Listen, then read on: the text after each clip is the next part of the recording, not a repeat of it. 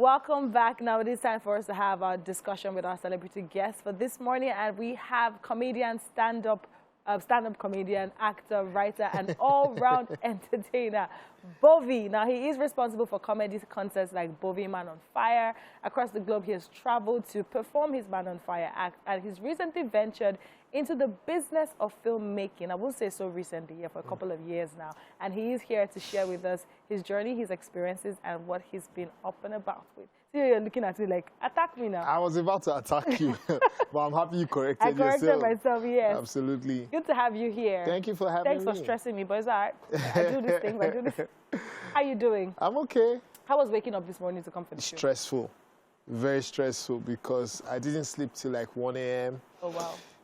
Which means I've had only like 4 hours sleep. Rich people's sleep time. Nah. If that's what it takes to be rich, then I don't want to be rich.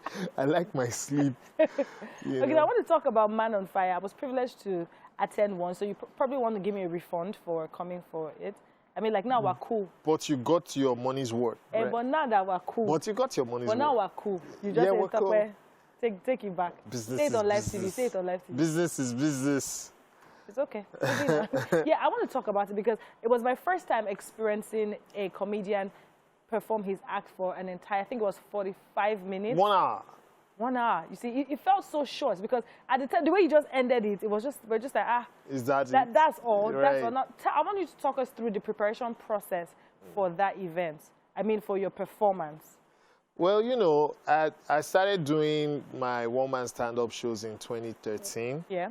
So by 2019, it was like a walk in the park. Okay. For me, yeah. It's about curating what you have to tell the people. It's also why I do not do the show every year, because I think for you to have quality content that can make people laugh for 1 hour, you are performing 1 hour set, people need to be laughing for 55 minutes at least. Yeah. You know, so that's why I don't do the show every year. Yeah. And when I do it, I only do it when I know I'm ready to entertain my audience non-stop. Okay.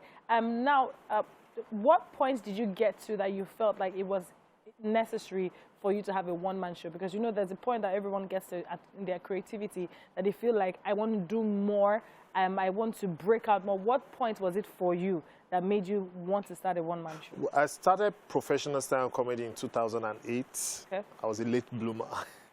I started in 2008, and in that period, I had colleagues and family and friends who said, oh, you should do your show like everybody's doing their show. And I'm like, okay, that's one style of doing shows, but that's not the style. I personally feel every comedian needs to have his own album, his body of work. Right? So I can't be taking bits and pieces from every other person's show to form my body of work. Yes. I need to express myself on my stage. So I said, when I'm ready to do that, then I will do my first show. So it took me 5 years to do my first show after going professional in 2008. Nice. And so many comedians are also doing the same thing one-man shows now as well. Fabulous. Now moving to your family life. Now, while I was doing my research about you, I did see... Don't be scared. Don't be scared. While I was doing my research, I did see on the internet that you have been married since 2007. 9. Oh, I was going. You know, allow me land, then take the glory, then now correct it. You see, so the internet has you married as far back as 2007. Everybody edits Wikipedia, you know. You just haven't edited yours. Yes, people put different dates there.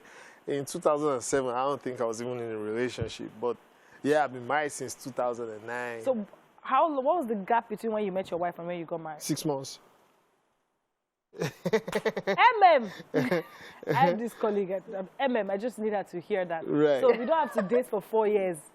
I mean, whatever rocks your boat, you know, there's no template to it. Yeah, that people do things a certain way doesn't mean you must go the exact same way. Yeah. I'm not saying things don't work that way. It's safer, but I'm a rough rider, so, you know. Now, I want to talk about how you've been able to handle your career and the I don't say pressure, but not in the wrong way, the pressures of marriage, family life, and still having a stable career. Because you see people having issues and it comes public on social media, but you've been able to keep your marriage in a good place, which we're hailing you for. But how have you been able to do that? I don't know. I take life one day at a time. I don't stress over stuff too much. I mean, I can nag when I have to nag, but I don't stress over stuff too much. One day at a time, I let people live their life, and I live my life. You know, I usually tell people that when you get married, you are meeting someone who has practically finished forming, right? So just make sure you people complement each other, and you can allow them to be themselves. Ultimately, with love, you will morph into that compatible pair, right? That understands that, okay, this person is like this person is like this. I will leave you here, I will do my own here and all that.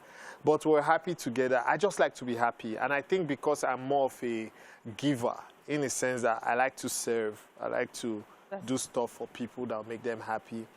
You know, I like to see people happy. I've had it good. My wife doesn't stress me either, so we're in a good place. Okay, I want to talk about, there was this time that people said it's not safe having your kids on social media, and you have a very vocal daughter, and she has her own Instagram page. Now, how have you been able to manage and protect her as a child, and how do you find her expressiveness as a dad who is in entertainment? Well, I think credit should be given to my wife, her mom, because it's her mom who manages her page. And personally, I just, like I said earlier, I like people to be themselves. Once we found out that my daughter was very expressive, even before she started talking, it was a case of, you know what, I will amplify whatever gift she has. And since her gift is towards the arts, towards entertainment, towards lifestyle, all we have to do as parents is just amplify it and guide it properly as she grows. So we are trying our best to make sure she stays guided but not limited. Now, for parents who are watching, who feel like it's imperative that they protect their children from the media, protect their children from the internet, what's your advice for them if their children are as outgoing as yours? They should find a balance, because it's really not easy. Many of us, especially my generation, we were protected. We were overprotected, and it made us timid. We were overprotected, and it made us less adventurous, you know. I was a bit rebellious growing up, so maybe that's why I could practice what I wanted. My parents never wanted me to be in the entertainment space, you know. So there are so many dreams that have died like that.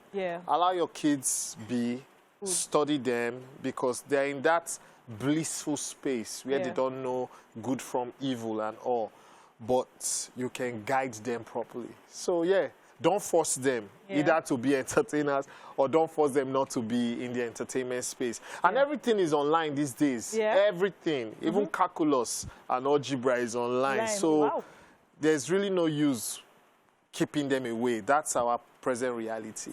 Now let's talk about your film life. What was that? That's the part I've been waiting for. So most recently, you did My Village People. I did enjoy It's Her Day. I think that was your first film, And now we have My Village People, which of course we're showing on screen now. Would you want to run us through My Village People? I mean, it's not yet out, but tell us about it. My Village People drops June 11. Across cinemas nationwide. It's 3 powerful companies that came together to make this picture. Film One, Temple Motion Pictures, and Country Culture. I own Country Culture.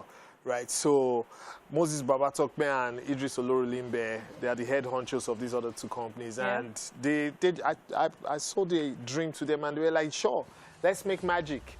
You know, so we came together, and from what you can see is the star-studded cast. You know, we have vintage Nollywood, we have new Nollywood. Everybody's, it's awesome. Is that somebody from your village? That's Sophia Lakija. She brought her A game. We have Teresa Edem as well, right? Akanani, Amechi Monago, Nkemowo is in it, Adame is in it. Rachel Oniga, Binta Ayo Mogaji, Zubi Michael, Francis Sule, Oge Amuta. That's a lot of people. Now, this is like a football team of stars. So what informed the choices of cast? Well, you know, like I said, it's 3 different companies coming together. Yeah. So everybody was like, you know what, we 3 of us can't come with this huge war chest of money to make a picture and not get quality for it. Yeah. And it was a case of let's put square pegs in square holes. By that we mean people who would just seamlessly fit into the roles they're giving. It was a bit of a problem because people like Nkemu will fit into like 4 different roles. Same for Charles Inoje. Yeah. And even the young ones, Yeah. the likes of Sophie and Teresa Edem and Venita Akpofure. Yeah. They could have played any of the roles. Okay, now let's quickly take a look at the trailer of My Village People, and we'll be right back.